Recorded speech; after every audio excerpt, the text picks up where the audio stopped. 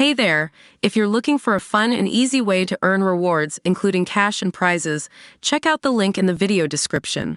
A third person has now tested positive for H5N1 in the U.S., the second case to be detected in Michigan, the U.S. Centers for Disease Control and Prevention, CDC, announced on Thursday. A farm worker who had contact with sick cows tested positive for the virus.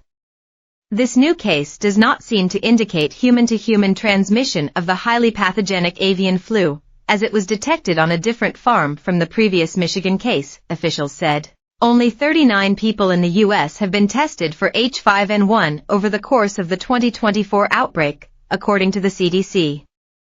More than 350 people are being monitored for symptoms, which includes 220 people in Michigan, officials said.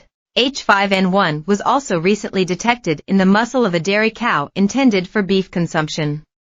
No additional viral particles have been detected in other beef samples, and the infected meat did not enter the food supply, U.S. Department of Agriculture, USDA, officials said. The USDA also announced on Thursday $824 million in new funding to protect livestock health during this outbreak. The agency has not yet announced plans to reimburse affected farms for lost production, which could help spur reporting of cases. This is the first time in the U.S. outbreak a person with H5N1 has displayed respiratory symptoms, unlike the previous two cases with only conjunctivitis, commonly known as pink eye. The respiratory symptoms are concerning because they increase the odds of exposing someone to the virus as compared to conjunctival symptoms, Dr. Nirav Shah, Principal Deputy Director of the CDC, told reporters on Thursday. Someone who's coughing may be more likely to transmit the virus than someone who has an eye infection like conjunctivitis. But no close contacts, including other workers on the farm, have reported symptoms so far, he said. To date, none of this individual's close contacts have developed or reported any symptoms, and they have been offered Tamiflu, Shah added. The person received influenza antivirals and is recovering, he said.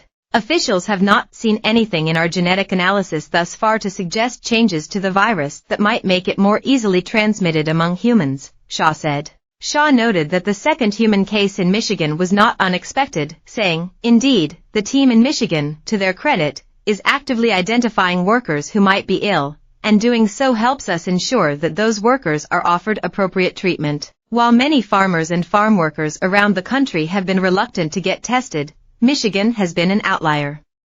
The cases of bird flu in people were detected via their monitoring program that includes daily text messages to check on symptoms, even mild symptoms like eye irritation. Officials in Michigan are also conducting serological studies to understand whether farm workers have previously been infected with H5N1. Sign up to Headlines US. Get the most important U.S. headlines and highlights emailed direct to you every morning. After newsletter promotion, Shah highlighted the importance of using personal protective equipment for workers in close contact with animals, but acknowledged the difficulties of wearing such equipment during hot summer weather. The CDC asked states to continue monitoring for flu over the summer, a time when monitoring typically slows down due to low viral circulation. CDC recently took steps to enhance influenza surveillance over the summer.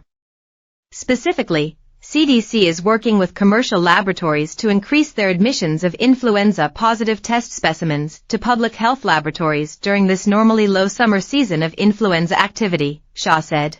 The CDC has ordered 4.8 H5N1 vaccines that seem well matched to this strain, and is considering vaccinating agricultural workers and others at risk.